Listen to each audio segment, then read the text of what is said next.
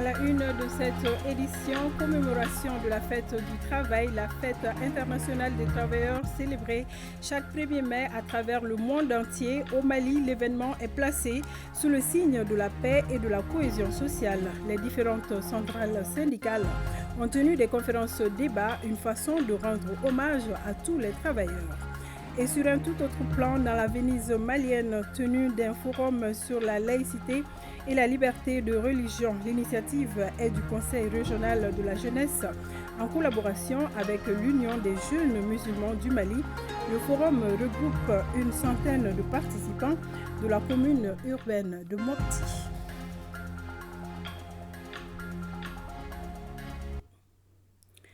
Bonjour, bienvenue dans cette édition que nous débutons par la célébration de la fête du travail et c'est tout en image. Les 13 syndicats affiliés à l'Union nationale des travailleurs du Mali, UNTM, se sont retrouvés ce matin à la Bourse du travail. Au centre de la célébration, une conférence débat sur le thème santé et sécurité au travail. Le conférencier et directeur national du travail a exposé l'importance de la santé et de la sécurité au travail régie par la Convention 155 de l'OIT. Au nom du secrétaire général de la centrale syndicale Issa Bengali, a rappelé le sens de la célébration, évoqué les acquis syndicaux ainsi que les difficultés du moment. Parmi ces difficultés, il signale les délestages d'électricité en cours actuellement, la cherté de la vie et enfin le non-respect de certains engagements pris par l'État.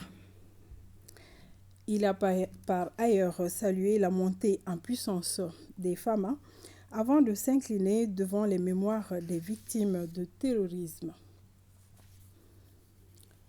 Voilà, nous y reviendrons plus en détail dans nos futures éditions avec nos reporters Mamadi Kone, Mamadou Fane, Jules Sambou-Sissoko et Fademba Keita sur les conférences débats organisées par l'UNTM, la CSTM, la CMT et la CDTM.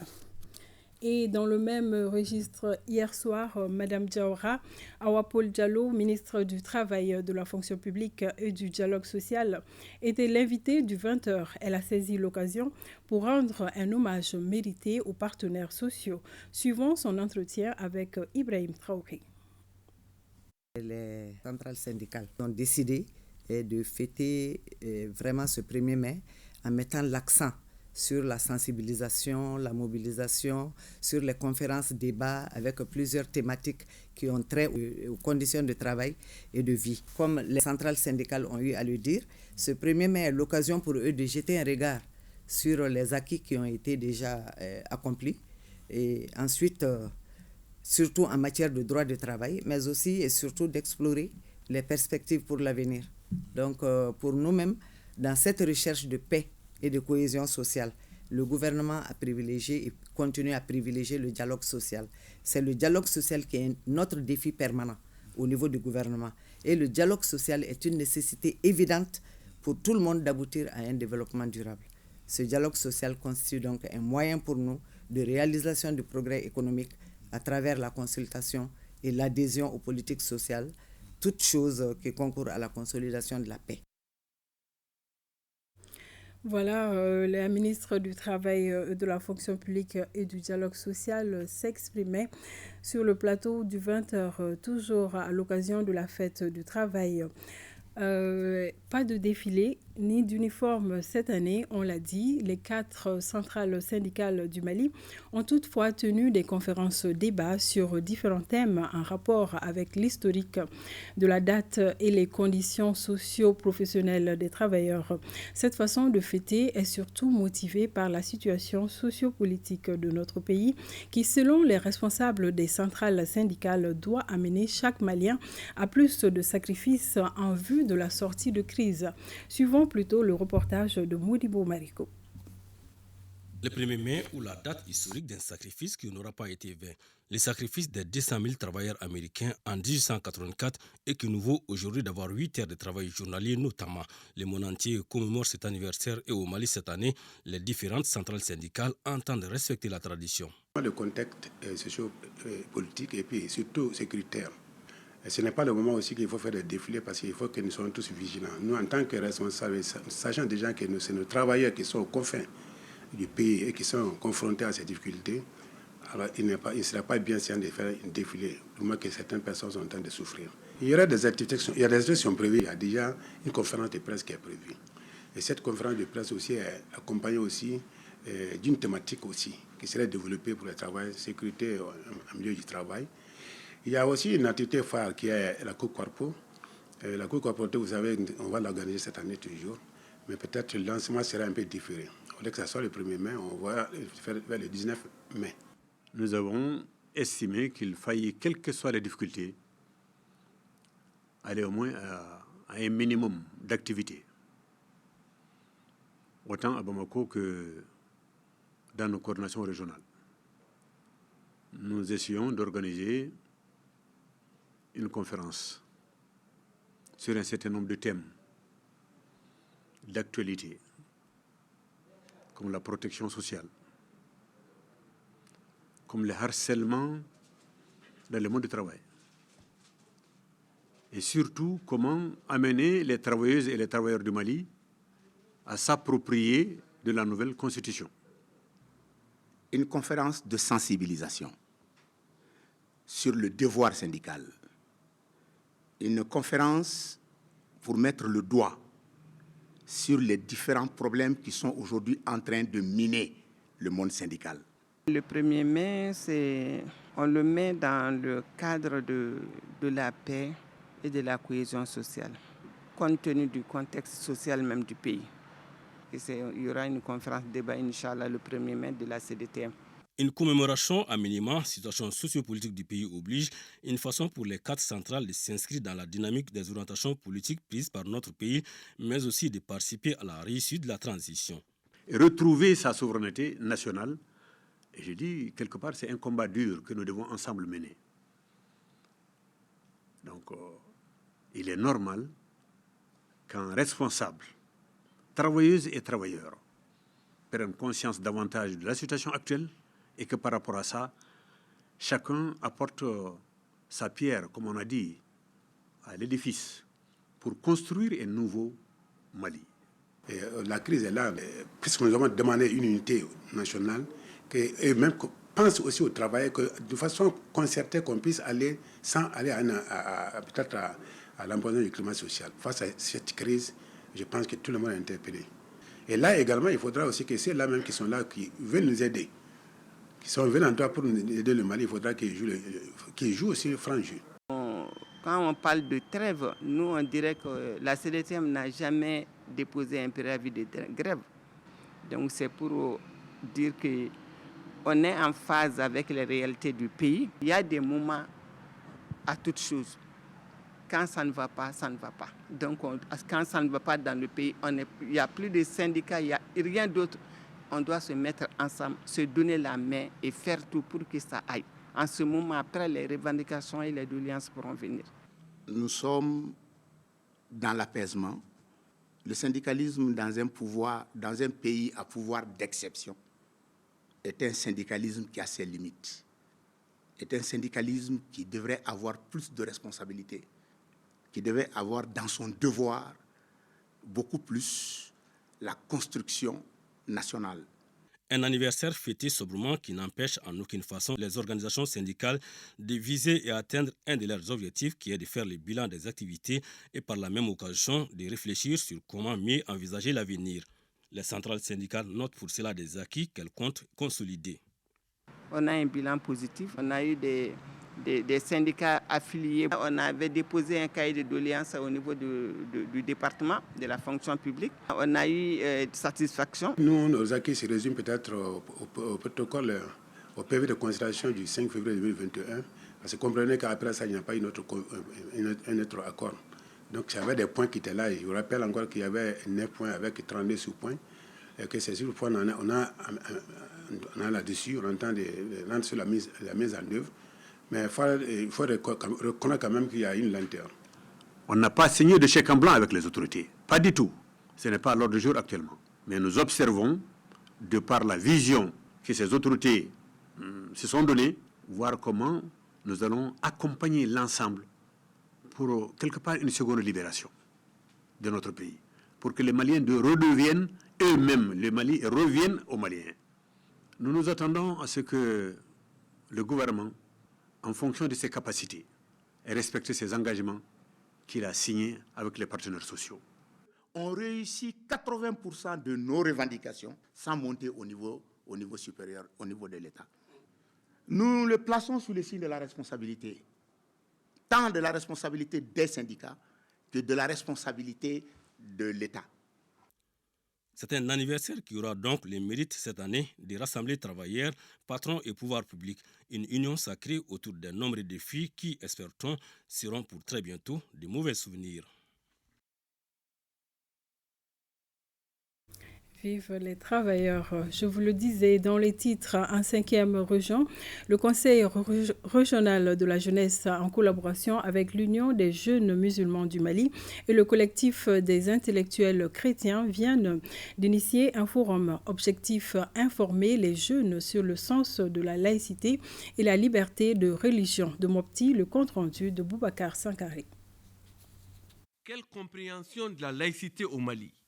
La question était au centre d'un forum des jeunes interconfessionnels pour le renforcement du dialogue et la cohésion sociale. Il faut faire beaucoup de débats, beaucoup de sensibilisation à travers tous les médias pour que les gens comprennent que l'essentiel, l'aboutissement de la religion, c'est aboutir à Dieu et faciliter la coexistence pacifique des religions. Ces assises entendent renforcer les connaissances d'une centaine de jeunes de la Venise malienne sur les principes de la laïcité et la liberté des religions au Mali et les engager pour une meilleure diffusion des informations reçues. Nous avons organisé ce forum pour une bonne compréhension du mot laïcité avec la collaboration de l'Union des jeunes musulmans et le collectif des jeunes chrétiens. Nous sommes aussi appelés à donner une bonne information. Il est impérieux que l'autonomie ou la neutralité de l'autorité de l'État apparaît indispensable pour maintenir la paix. Elle est, à ce titre, inhérente à la laïcité des institutions étatiques qui doivent être débarrassées formellement de toute influence ou connotation religieuse. Ce forum, initié par le Conseil régional de la jeunesse de Mopti, a bénéficié de l'appui technique et financier des ONG Church for Common Ground et Jeunesse en Mission. L'association d'aide et d'assistance aux étudiants ressortissants de la région de Tombouctou vient de lancer le programme d'aide et d'assistance aux filles déplacées pour la gestion de l'hygiène menstruelle. Ce programme qui s'étend sur 8 mois permettra à une centaine de filles déplacées d'être maintenues à l'école. Le projet est soutenu par l'ambassade des États-Unis. Plus de détails avec Najim Babassissé. Porté par l'association d'aide et d'assistance aux étudiants ressortissants de la région de Tombouctou. Le programme d'aide et assistance aux filles déplacées pour la gestion de l'hygiène menstruelle concerne les écoles Mahaman Fondogoumou et la paix du Cap de Tombouctou. Il vise spécifiquement à apporter un soutien et un encadrement en matière d'hygiène menstruelle à une centaine de filles de ces établissements afin de promouvoir leur bien-être et leur maintien à l'école. La menstruation est entourée de silence, de mythes et de tabous et fait même l'objet d'une stigmatisation. Les femmes et les filles du monde entier font face à de nombreux défis pour gérer leur menstruation. Elles peuvent faire face à des normes ou à des pratiques culturelles discriminatoires qui rendent difficile le maintien d'une bonne hygiène. Ces gestes nous vont tout droit au cœur, car nos élèves en ont vraiment besoin. Et aussi, cette donation va aider à mettre fin aux maladies causées par la mauvaise gestion de l'hygiène menstruelle. Ce programme qui durera 8 mois se fixe comme objectif de réduire le taux d'abandon des filles déplacées, promouvoir les bonnes pratiques d'hygiène dans ces écoles, mettre fin aux maladies liées à l'hygiène menstruelle et enfin identifier et renforcer leurs capacités sur la gestion de l'hygiène menstruelle. La fille, c'est la femme de demain. La fille, c'est la responsable de demain. Donc on est obligé de s'y mettre, parce que quand on parle de l'hygiène, je crois qu'on parle de beaucoup de choses. J'encourage les acteurs à pérenniser ces cadres. Je voudrais vous assurer de notre soutien pour la bonne marche de vos actions pour le grand bonheur de nos filles. La remise des kits d'hygiène aux filles des 2 établissements a couronné la cérémonie officielle de lancement des activités du PAFEM. Et en 3e région, les membres des organisations féminines de la société civile et des associations de jeunes prennent connaissance du contenu du projet de la nouvelle constitution en vue de leur participation aux élections à venir. C'est à la faveur d'un forum citoyen organisé par l'ONG ADEFIM, Association de développement des femmes pour un Mali inclusif, de Sikasso Moussokoro Sireme, Daouda Konate. À travers ce forum citoyen, l'ONG ADEFIM, Association pour le développement des femmes pour un Mali inclusif, appuie les autorités de la transition dans la facilitation de la participation des femmes à la vie publique et politique. Le cadre édifie et éclaire les femmes, les jeunes et les personnes vivant avec handicap de la région de Sikasso sur le contenu du projet de constitution et ses innovations majeures. Qui dit projet de constitution, il faut d'abord que ça soit adopté et voté par référendum. Donc ceux qui doivent adopter la constitution, donc il est de notre devoir de les informer d'abord, de les expliquer le contenu, afin qu'ils puissent s'approprier et en même temps être des porteurs auprès de leurs pairs. J'ai appris l'abolition de l'esclavage.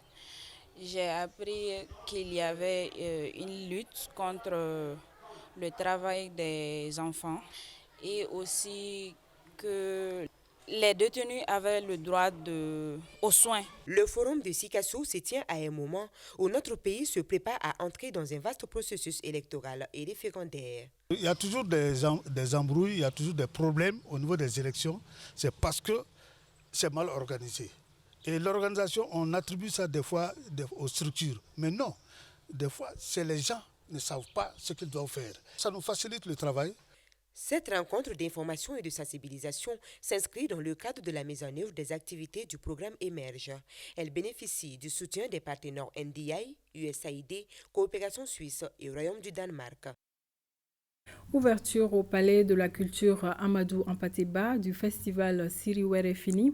C'est une initiative de la Synergie de Nabwa du Mali. La Synergie a mis à la disposition du public une vingtaine de stands pour cette première édition. L'initiative consiste à renforcer davantage les liens entre les bois. Reportage Saloum Konaté.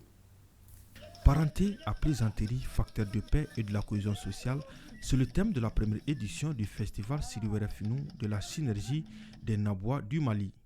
L'initiative, qui consiste à promouvoir la culture bois, a vu la participation de plusieurs autres communautés, notamment Tabital Plakou et Dina Dogon. Le cousinage par plaisanterie constitue un pan de notre culture, un levier important de gestion des conflits, tant latents et ouverts.